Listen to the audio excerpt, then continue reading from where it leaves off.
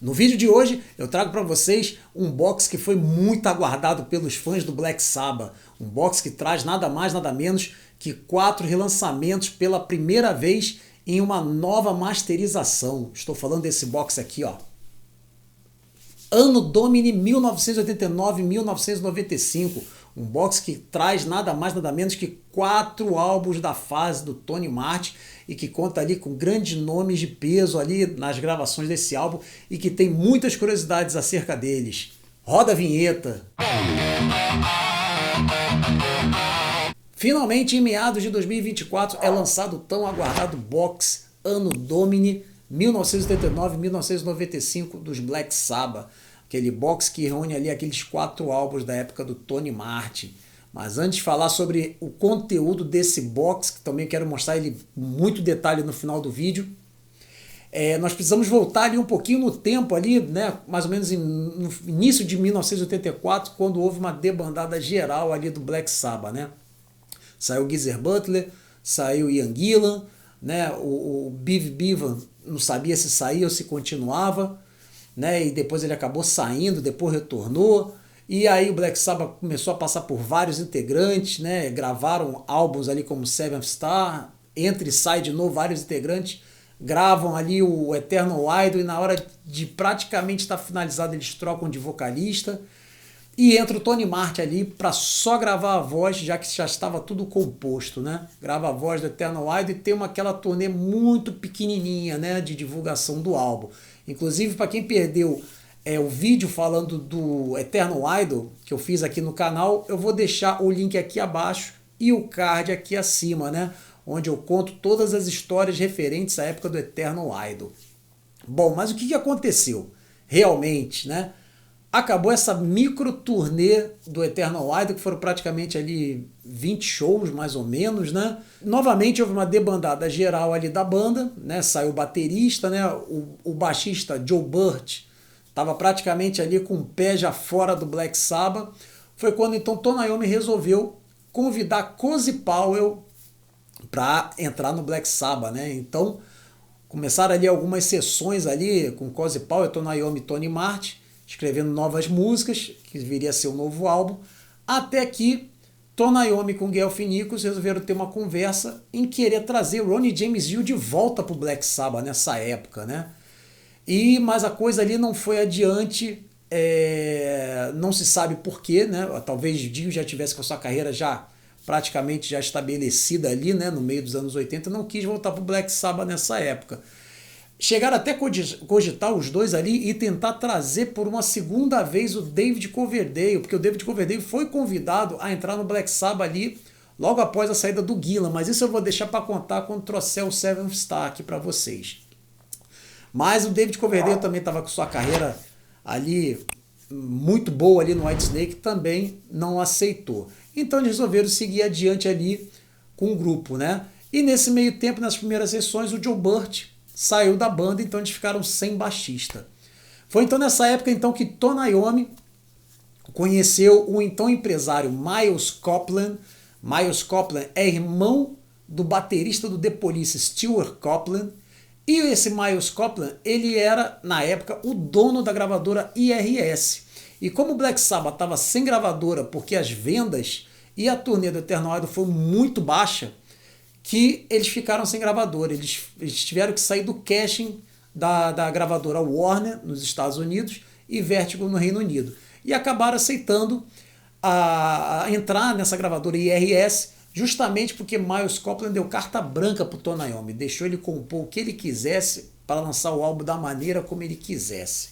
Então, para o Tony Iommi foi excelente isso. Então, eles não tinham baixista, resolveram fazer o quê? Contratar um músico de estúdio, que é o Lawrence Cutler. Lawrence Cutler, ele até aparece no videoclipe promocional de Headless Cross, que foi um dos singles do álbum, né? Ele aparece ali no escuro, mas você não consegue ali ver muito bem o rosto dele, né? Mas esse álbum, Headless Cross, foi lançado e ele conta ali com uma participação muito especial de Brian May, do Queen, no primeiro solo da faixa When Death Calls. Esse álbum teve as vendas muito melhores do que as vendas do álbum anterior, do Eternal Idol. E, inclusive, eles conseguiram fazer uma turnê maior do que a do Eternal Idol, né? Eles chegaram a fazer alguns pequenos shows ali nos Estados Unidos. Grande parte dos shows foram no Reino Unido, ali na Europa. Chegaram a fazer alguns shows no Japão. E o mais legal de tudo é que eles fizeram 25 shows na Rússia. Na época ali, o então presidente Mikhail Gorbachev, ele resolveu abrir as portas da Rússia para artistas do Ocidente. E o Black Sabbath foi uma das primeiras bandas a fazer uma turnê ali na Rússia. Eles fizeram ali cerca de 25 shows, 13 deles em Moscou, 12 ali em Leningrado, né? Na época, quando eles terminaram ali a turnê na Rússia, ali em dezembro, né, de 89, eles ainda tinham datas agendadas para tocar na Tchecoslováquia, na Polônia e inclusive na Alemanha Oriental. Mas esses shows foram cancelados devido ali a intensificações políticas, né? Tava um período conturbado politicamente ali naquela região, então esses shows acabaram não acontecendo. Mas o álbum Headless Cross teve assim as vendas melhores do que do Eternal Idol. E isso motivou a banda a fazer o quê? A gravar um novo álbum. Lembrando que o Headless Cross ele foi gravado por um baixista de estúdio. Mas a turnê do Headless Cross foi feita pelo baixista Neil Murray, né, que já tinha tocado um Whitesnake ali logo no início de carreira do Whitesnake, né? E com essa formação que eles fizeram a turnê do Headless Cross, eles entraram em estúdio para gravar o álbum Tear. O álbum Tear também ele já segue uma outra linha de letras diferente do Headless Cross. Inicialmente o álbum Tear era para ter um outro nome. O nome dele seria Satanic Verses, versos satânicos, né? Mas o Tony Iommi resolveu tirar essa ideia da cabeça, porque o Tony Martin tinha pegado muito pesado ali nas letras do Headless Cross, colocando muita coisa de ocultismo, de demônios e tudo mais, então ele queria fugir um pouco disso. E aí eles acabaram entrando numa parte assim de letras meio mitológicas, não chega a ser um álbum conceitual, mas as letras são bem diferentes em relação às letras do álbum Headless Cross. Esse álbum também contém uma balada, que é o single Feels Good To Me, que na época a música só foi tocada uma única vez, né, no primeiro show da turnê. Que o Tony Iommi disse que a música não entra ali no contexto do álbum, mas mesmo assim ele não se arrepende de ter gravado e ter colocado ela no álbum. O álbum Tear teve também as vendas da mesma forma que tiveram o Headless Cross, e a turnê não passou pelos Estados Unidos. Foi uma turnê que aconteceu apenas na Europa, em grande parte dela no Reino Unido. Foram menos de 50 shows. Nessa época, nessa turnê do Tear, por exemplo, eles tiveram algumas participações especiais nos shows que a banda fez, né?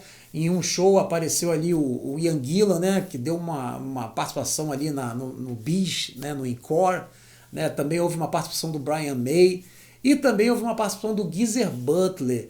E essa participação do Geezer Butler é que mexeu com o Tony Iommi, porque a química que aconteceu entre Geezer Butler, Tony Iommi e Cozy Powell fez com que sugerissem que voltasse o Ronnie James Dio para a banda, né? E foi o que acabou acontecendo no álbum The Humanizer.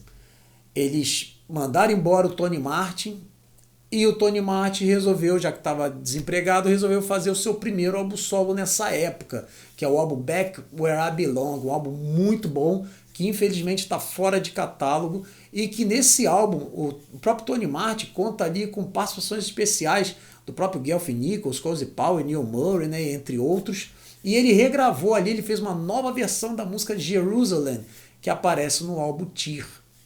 Bom, e aí eles vão gravar o The Humanizer. Eu não vou entrar nesse quesito do The Humanizer, justamente porque eu vou trazer ele em breve aqui para o canal, a versão deluxe dupla, né? E aí eu vou contar tudo sobre o The Humanizer. Então vamos pular esse capítulo, né? Quando o Dio foi chamado ali para entrar no Black Sabbath de novo, para os últimos shows ali do The Humanizer, né?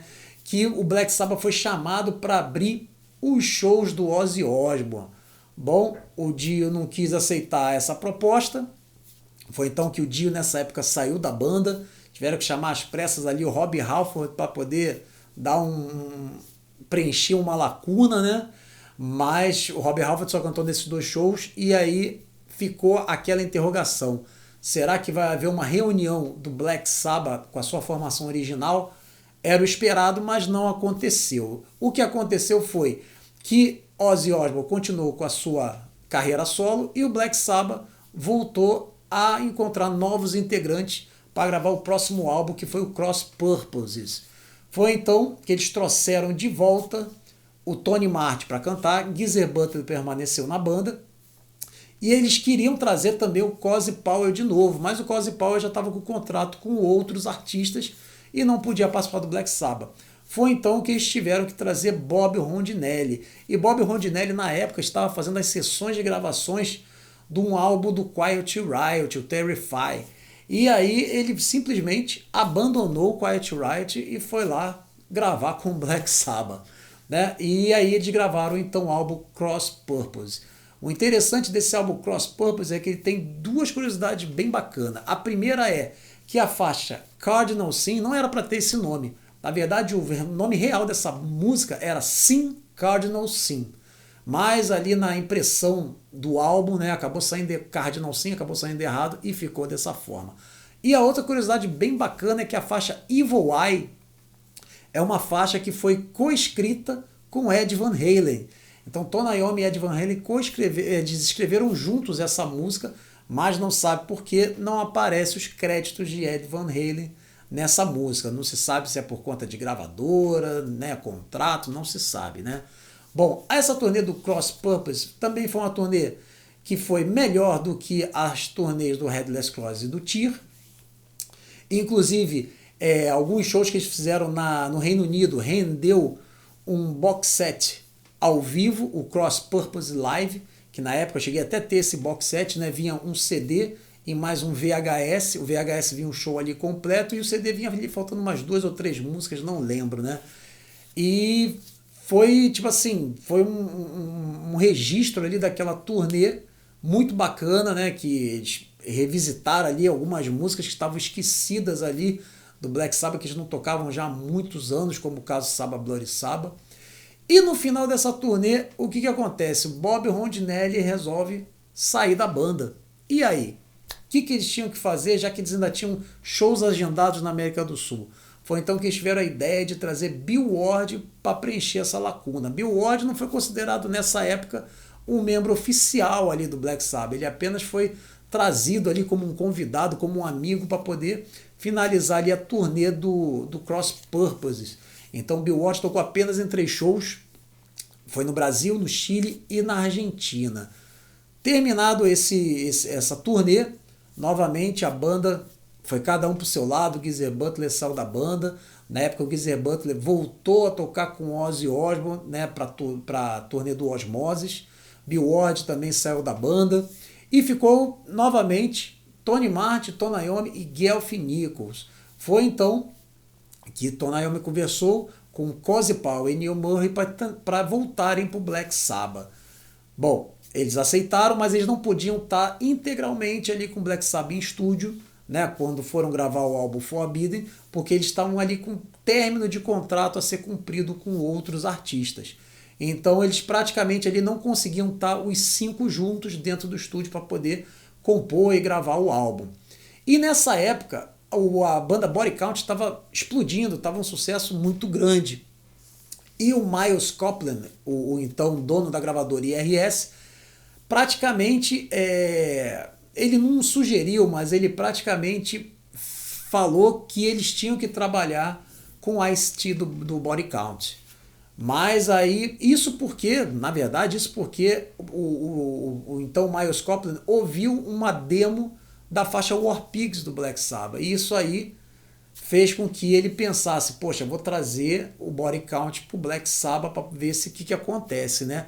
Infelizmente eu gosto do Body Count, mas eu acho que aquela junção de Black Sabbath com Body Count não deu muito certo. E inclusive essa faixa War Pigs que o Body Count fez, ela permanece inédita até hoje, eu nunca ouvi essa versão.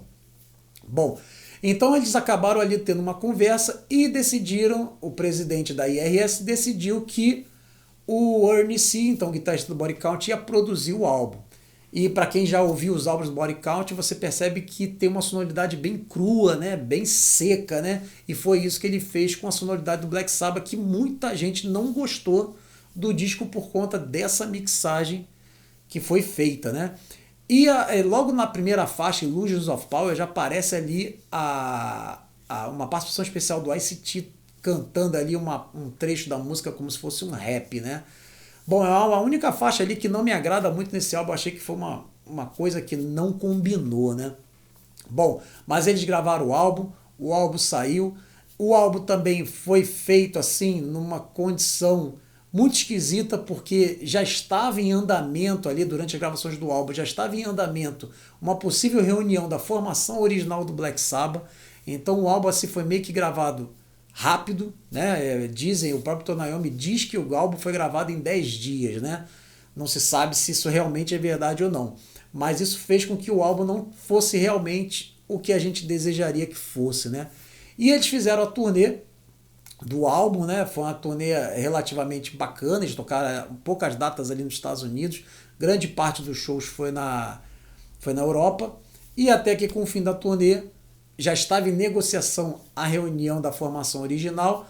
Terminada a turnê, cada um foi para o seu lado, né? Tony Martin foi gravar álbuns com outros artistas, né? Foi fazer participações especiais também, Neil Murray também, Cozy Powell também saiu da banda, foi cada um para o seu lado. Gelfin Nichols continuou no Black Sabbath junto com Tony Iommi, e aí deu origem à reunião da formação original, que isso a gente vai deixar para contar mais para frente quando eu falar sobre o álbum Reunion do Black Sabbath.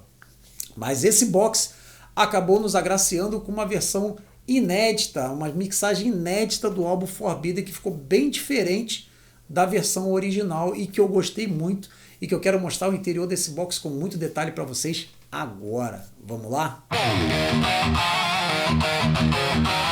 Bom, esse aqui então é o box do Black Sabbath, ano Domini 1989-1995. Antes de abrir essa caixa, eu quero mostrar aqui a parte de trás dela, onde vem a capa dos álbuns que estão dentro desse box, né? Assim como também tem esses 4 símbolozinhos aqui, ó, perto da cruz, aqui no centro, né? E vem dizendo aqui que o Headless Cross, o T e o Cross Purposes, todos eles são novos remasters, e o Forbidden é uma nova mixagem. Bom, vamos abrir ele aqui para a gente ver o que tem dentro dele. Logo de cara aqui nós temos um adesivo, né, um sticker que vem junto da embalagem, né, que eu deixei aqui recortado. Vem escrito Black Sabbath no Domini 1989-1995, 4 LP Super Deluxe Edition, apresentando 3 álbuns com uma nova remasterização, um remix de Tony Iommi de 2024 do disco Forbidden. Vem também com um livro de turnê, né, o Tour Book, uma réplica do Tour Book do Headless Cross de 89, e ainda vem um livro com 40 páginas com foto e muita coisa, né? E um pôster do Headless Cross também. Bom, nós temos aqui o nosso Tour Book, eu vou mostrar para vocês daqui a pouquinho, também tem aqui o nosso livro, vou separar eles aqui porque daqui a pouco eu mostro eles para vocês. Bom, aqui de cara nós damos logo com esse álbum Black Sabbath Headless Cross, belíssimo. Esse álbum aqui me traz boas recordações. Foi uma época em que eu lembro, lá por volta de 1989, que eu ganhei da antiga Rádio Fluminense FM, lá no Rio de Janeiro, né? Num programa de metal, acho que o nome do programa era Guitarras, eu acho. Que eu liguei para lá e ganhei exatamente esse álbum aqui. Eu fui até lá na rádio buscar ele, né? Nessa época eu até olhei e pensei que fosse um disco pirata, pela capa ser tão simples, diferente dos álbuns que tinham lançados recentemente, né, como o Born Again, Mob Rules, né? Então eu achei um álbum assim meio pirata na época, né? Mas não, era um álbum do Black Sabbath. Vamos dar uma olhadinha aqui no selo dele, esse selo preto aqui.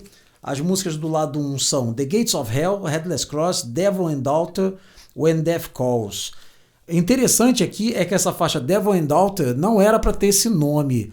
O nome dela seria Devil's Daughter. Só que eles decidiram mudar para Devil and Daughter justamente porque o Ozzy tinha acabado de lançar o álbum No Rest for the Wicked com uma música chamada Devil's Daughter, né? E no lado 2 nós temos Kill in the Spirit World, Call of the Wind, Black Moon e Nightwing. Call of the Wind também foi o mesmo problema. O Ozzy Osbourne lançou uma música chamada Hero no álbum No Rest for the Wicked, e essa faixa Call of the Wind tinha o nome de Hero, mas eles decidiram mudar justamente por conta de não haver semelhança com essa faixa do Ozzy, né? E é isso, é o nosso álbum Headless Cross, Aqui a contracapa dele, muito parecida com a contracapa do original. Tem aqui a ficha técnica, quem tocou no álbum, né? O nome das músicas. Bem interessante isso aqui. O próximo álbum que nós temos aqui dentro do box é o Tear, né? Com essa capa aqui bem bacana, né? Bem colorida, né? Bom, esse álbum aqui, vamos ver ele aqui por dentro. Nós temos, nenhum deles vem com encarte, porque o encarte está no livro, né? Que eu vou mostrar já já para vocês.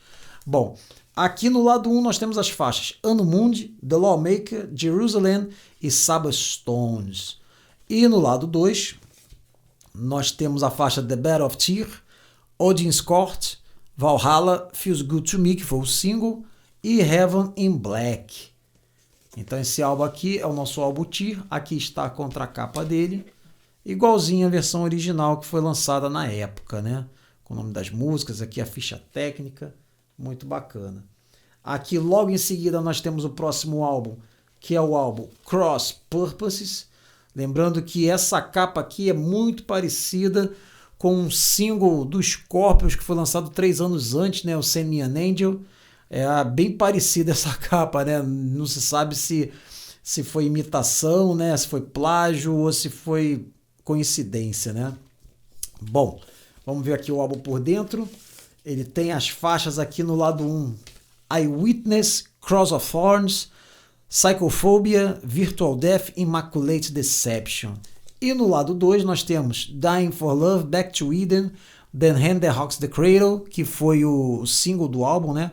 Cardinal Sin e a Evil Eye, certo? E aqui a contracapa do álbum, que vem com o nome das músicas, a ficha técnica, tudo mais. Eu lembro que na época esse álbum aqui em vinil foi lançado assim com tiragens muito pequenas. Na época já estava bombando ali os CDs, né? Então foi uma tiragem muito pequena mesmo. Bom, e aqui nós temos o álbum Forbidden, nessa edição totalmente nova, né? Remixada, né? Com essa capa aqui um tanto quanto esquisita, né? Bom, nós temos aqui no disco 1, no lado 1, né? As faixas Delusion of Power, Get a Grip, Can't Get It Close Enough, Shake Off the Chains, I Won't Cry For You, que também ficou bem diferente da versão que tinha sido lançada em 95, né? E no lado 2, Guilty as Hell, Sick and Tired, Rusting Angel, Forbidden e Kiss of Death, que na minha opinião Kiss of Death é uma das melhores músicas que o Black Sabbath já fez na época do Tony Martin, né? Junto com Headless Cross, The Shine, né? Tem muita música bacana, né? Essa capa é bem interessante porque ela tem um desenho aqui um tanto quanto esquisito e nós temos aqui, logo aqui na parte frontal aqui, imagens de desenho do Tony Iommi aqui abaixo, né? Com Geoff Nichols e o Tony Martin, né? Tem até um gatinho ali na cabeça do Tony Martin, né? Que quando ele entrou no Sabbath, ali nos anos 80, ele tinha a alcunha de The Cat, né? Era Tony The Cat Martin, né? E aqui na contracapa nós temos aqui os desenhos ali do Cozy Powell, do Neil Murray, né? Tem ali do ICT também, né? E aqui tá a ficha técnica, né? Um remix de 2024. Remix esse que já estava pronto desde 2020, né? E aqui no box ainda temos, nessa parte de dentro aqui, tem esse papel, que é o que vem na parte de trás do box, né? Na embalagem, né? Que é exatamente o que vem na contracapa ali da caixa, né? E aqui nós temos um pôster do Black Sabbath Headless Cross, né? Exatamente um pôster da época quando o Black Sabbath lançou o álbum The Headless Cross. Bom, agora a gente vai dar uma olhadinha aqui no nosso tourbook primeiro, depois no final a gente vai dar uma olhadinha no livro, né? Bom, então aqui está o nosso tourbook. Tourbook muito bacana, material de altíssima qualidade, né? Então, virando aqui a primeira página, nós já temos aqui uma foto da formação da época, né? Com Tony Martin, Tony Iommi, Cozy Powell e Neil Murray, Headless Cross Tour 89. E aqui nós temos já algumas fotos deles em ação, né? E aqui vem contando aqui uma pequena história aqui, falando da passagem do Black Sabbath, né? Que já passou vários vocalistas como Ozzy, Ron James Dio, Gillan, Glenn Hughes, né? E outros integrantes como Geezer Butler, Bill Ward, né? Falando sobre o primeiro álbum, falando sobre os integrantes novos, né, que vieram de bandas como Rainbow, Michael Schenker Group, Emerson Lake and Powell, né, Robert Plant, Whitesnake, né? Muito legal. E aqui nós temos fotos deles em ação, né? Tony Iommi e Neil Murray. E logo em seguida nós já temos aqui uma foto do Cozy Powell e do Tony Martin cantando ali em ação, né? Mais fotografias deles aqui nessa outra página. É um material de muita qualidade, né? Aqui na parte central nós já temos aqui fotos aqui bem de close aqui do Tony Iommi, né? Fotos da banda, né? Não se sabe se essas fotos são mesmo de show ou se são de alguma sessão de fotografias mesmo que eles tiraram exatamente para esse tourbook, né? E aqui nós temos aqui um relato aqui do Tony Iommi falando, né? Falando um pouco mais desse álbum, né? Dessa época do Black Sabbath, né? Aqui virando a página nós já temos aqui um depoimento aqui do Cozy Powell falando um pouquinho da carreira dele, né? Muito bacana, também do Tony Martin. E aqui finalmente do Neil Murray também falando um pouquinho da carreira dele. E aqui perto da última página nós temos um depoimento aqui do Gelf Nichols, depoimento não, né? Falando sobre a carreira dele, né? Que já está há bastante tempo no Black Sabbath. E aqui abaixo a discografia da banda, né? E mais algumas fotografias deles aqui em ação. E aqui no final do tourbook nós temos ali a ficha técnica, né? Da banda, né? Quem são os integrantes, mais uma fotografia ali. E praticamente o pessoal que faz a turnê junto com eles na época, né? É um tourbook muito bacana, bem interessante isso aqui, pessoal. E aqui nós temos esse livro de 40 páginas, né? Livro também que tem uma qualidade excelente. É igual aqueles livros que vieram nos outros boxes que eu já mostrei para vocês, do Technical Ecstasy, né? Do Live Evil, do Sabotage, né? Do volume 4. Então é um livro assim com um papel muito bacana, meio plastificado, né? Então logo aqui no início nós temos aqui a ficha técnica de quem tocou em cada álbum, né? Quem foi os bateristas, os baixistas, né? E tudo mais. E aqui no final ele dedica a memória de Cozy Powell, Gelf Nichols e Mike Clement. Bom, virando a página aqui nós temos exatamente aqui à nossa esquerda o Tourbook de 89, que é esse que veio no box, né? Então tem aqui a fotografia da capa do Tourbook. E logo aqui à direita nós temos falando sobre essa época de 1989, né, do Headless Cross, né, como é que foi tem um prólogo aqui, né, falando da época que o Gillan voltou para o Deep Purple logo depois da finalização da turnê do Born Again, o que aconteceu durante aquela época até o Eternal Idol e chegando ao Headless Cross propriamente dito, né. Virando aqui a página a gente tem um pôster da turnê do Headless Cross na Alemanha, de 89. Muito bacana esse pôster, né? Bem engraçado, né? E aqui também nós temos o single Devil and Daughter, que foi lançado em Picture Disc, né? Então a gente tem aqui os dois lados, né? O lado 1 e o lado 2 ali do single, né? E aqui tem muita coisa, muito depoimento, né? Coisas que foram tiradas de revista, né? Que fala sobre essa época do álbum, até depoimentos dos próprios integrantes da época, né? Aqui a gente tem um outro Tourbook de 89, do Headless Cross, que vem até essa fotografia dentro desse Tourbook que eu mostrei para vocês, né? E aqui nós temos também mais outras edições do single Devil and Daughter, que foi o single desse álbum Headless Cross. E aqui nós temos algumas coisas interessantes, né? Como a fita cassete que foi lançada do Headless Cross, muito interessante isso aqui. Aqui também à direita nós temos os singles, né, do Headless Cross, que foi lançado uma versão até editada, né? E aqui abaixo o single Call of the Wild, né?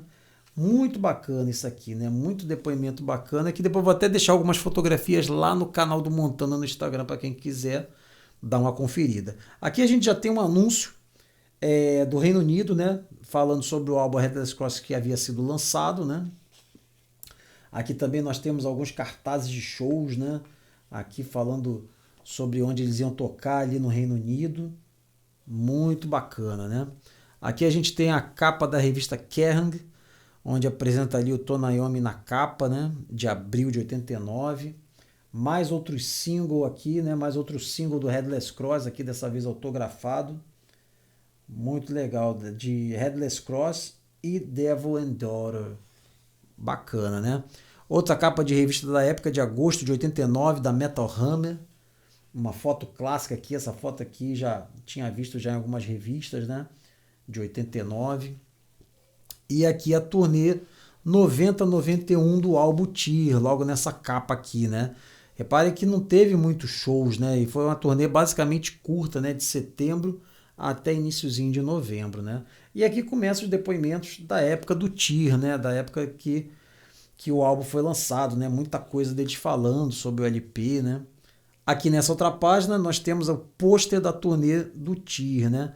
Incluindo aqui fotografias deles aqui, muito legal, né? E aqui muito interessante, né? A versão em cassete do álbum Tear, que foi lançado em 1990, né? E ali acima a gente tem um aviso de turnê, né? Um cartaz, né, de turnê, falando sobre o novo álbum que tinha sido lançado em LP, cassete e CD, apresentando o single Feels Good to Me, junto com os shows ali que eles iam fazer, né? Aqui virando a página, nós temos aqui o anúncio da turnê do Reino Unido, né? E a capa do single Feels Good to Me, que inclusive os B-sides desse single são as faixas que eles gravaram no show da turnê do Headless Cross na Rússia, né? Então tem duas faixas que são apresentadas nesse single, né? Bom, a gente tem ainda aqui o tourbook do Tear, né, nessa outra página aqui, de capa preta, bem bonito por sinal, né?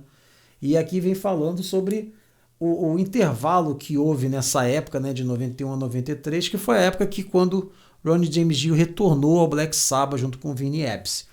E virando a página aqui, nós já temos um pôster da turnê Cross Purposes, bem interessante, junto com o Tour Pass, né, aquele cartão VIP, né, que dá todos os acessos aos bastidores ali, né?